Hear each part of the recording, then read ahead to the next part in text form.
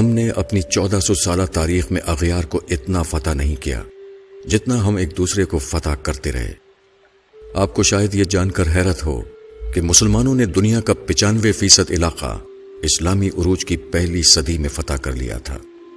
مسلمان اس کے بعد 1350 سال اس علاقے کے لیے ایک دوسرے سے لڑتے رہے۔ ہمارے علم، فلسفے، سائنس اور ایجادات کی 95% تاریخ بھی ابتدائی 300 سال تک محدود تھی۔ ہم نے واقعی 1000 سال میں جنگوں کے سوا کچھ نہیں کیا۔ آپ آج 2018 سے 1000 سال پیچھے چلے جائیں، آپ کو محمود غزنوی ہندوستان پر حملہ کرتا ملے گا۔ سب سے پہلے ملتان پر حملہ کر کے اسماعیلی فرقے کے مسلمانوں کا قتل عام کیا کرتا تھا اور دولت لوٹ کر لے جاتا تھا۔ آپ اسپین میں مسلمانوں کے ہاتھوں مسلمان کا گلا کٹتے دیکھیں گے۔ آپ کو ترکی میں سلجوق تلواریں اٹھا کر پھرتے نظر آئیں گے۔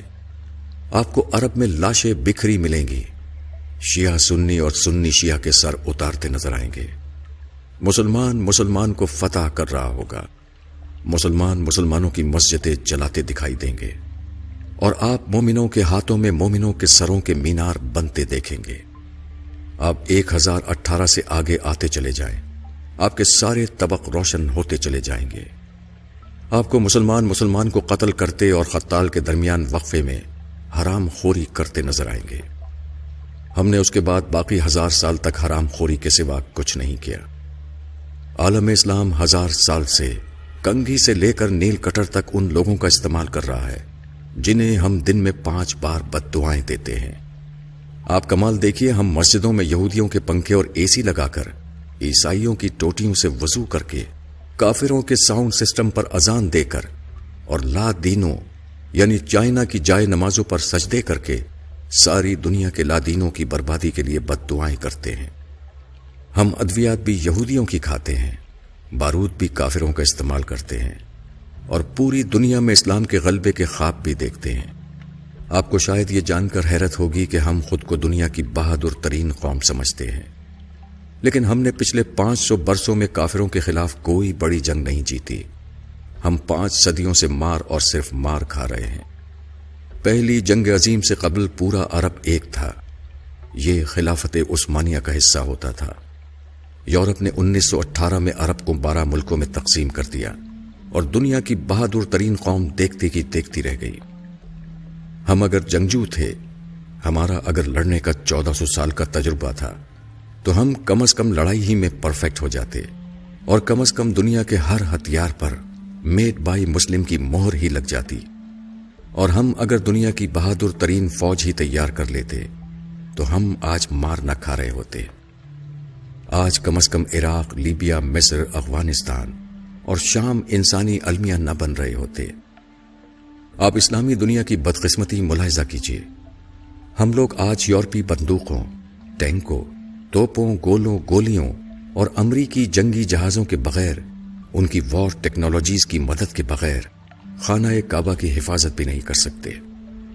ہماری تعلیم کا حال یہ ہے کہ دنیا کی 100 بڑی یونیورسٹیوں کی فہرست میں اسلامی دنیا کی ایک بھی یونیورسٹی نہیں آتی۔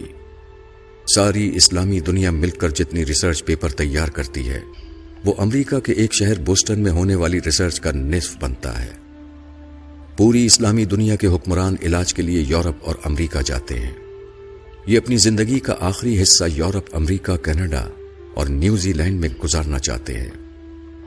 دنیا کی 90% تاریخ اسلامی ملکوں میں ہے، لیکن اسلامی دنیا کے 90% خوشحال لوگ سیاحت کے لیے مغربی ملکوں میں جاتے ہیں۔ ہم نے 500 سال سے دنیا کی کوئی دوا، کوئی ہتھیار، کوئی نیا فلسفہ، کوئی خوراک، کوئی اچھی کتاب، کوئی نیا کھیل اور کوئی اچھا قانون نہیں دیا۔ ہم نے اگر ان 500 برسوں میں کوئی اچھا جوتا ہی بنا لیا ہوتا تو ہمارا فرض کفایہ ادا ہو جاتا۔ ہم 1000 برسوں میں صاف ستھرا استنجا خانہ نہیں بنا سکے۔ ہم نے موزے اور سلیپر اور گرمیوں میں ٹھنڈا اور سردیوں میں گرم لباس تک نہیں بنایا۔ ہم نے اگر قرآن مجید کی اشاعت کے لیے کاغذ پرنٹنگ مشین اور سیاہی ہی بنا لی ہوتی تو ہماری عزت رہ جاتی، مگر یہ بھی ہمارے علماء کی فکری ارتقاء میں بسنے والے کافروں نے ہی بنائی ہے۔ ہم تو خانہ کعبہ کے غلاف کے لیے کپڑا بھی اٹلی سے تیار کراتے ہیں۔ ہم تو حرمین شریفین کے لیے ساؤنڈ سسٹم بھی یہودی کمپنیوں سے خریدتے ہیں۔ ہمارے لیے آب زمزم بھی کافر کمپنیاں نکالتی ہیں۔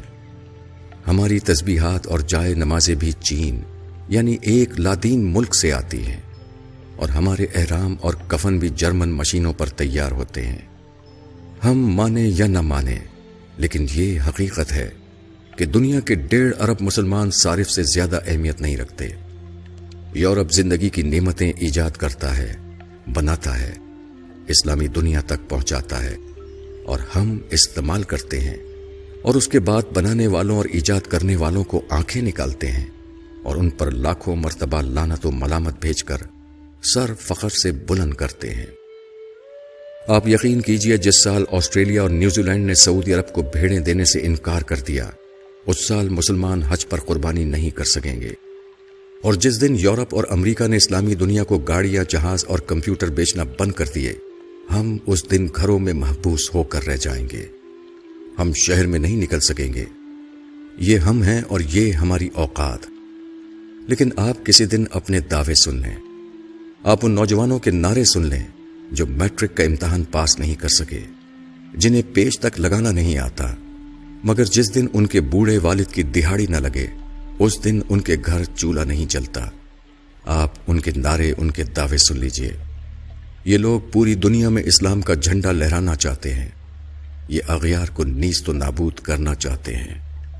آپ اپنے علماء کرام کی تقریریں بھی سن لیجئے، یہ اپنے مائک کی تار ٹھیک نہیں کر سکتے، یہ اللہ اور اللہ کے رسول صلی اللہ علیہ وسلم کا نام اپنے مریدوں تک مارک زکربرگ کی فیس بک کے ذریعے پہنچاتے ہیں۔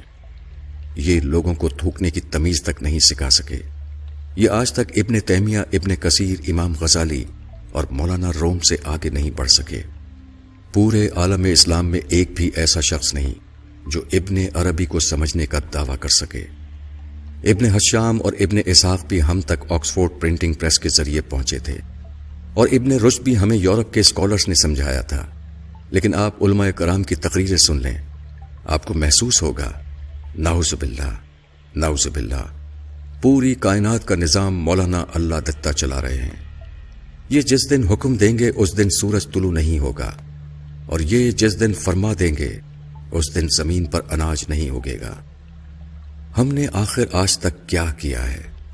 ہم کس برتری پہ خود کو دنیا کی عظیم ترین قوم سمجھتے ہیں، جو آج تک ہر جمعے کے خطبے میں گلا پھاڑ پھاڑ کر نظام مصطفیٰ صلی اللہ علیہ وسلم پر فخر کرنے کے باوجود اسے مسلمانوں کے کسی بھی ملک میں نافذ نہیں کر سکے؟ مجھے آج تک اس سوال کا جواب نہیں مل سکا۔ ہم اگر دل پر پتھر رکھ کر یہ حقیقت مان لیں تو پھر ہمیں پتہ چلے گا کہ ہماری حرام خوری ہماری جینس کا حصہ بن چکی ہے۔ کالم از جاوید چودھری۔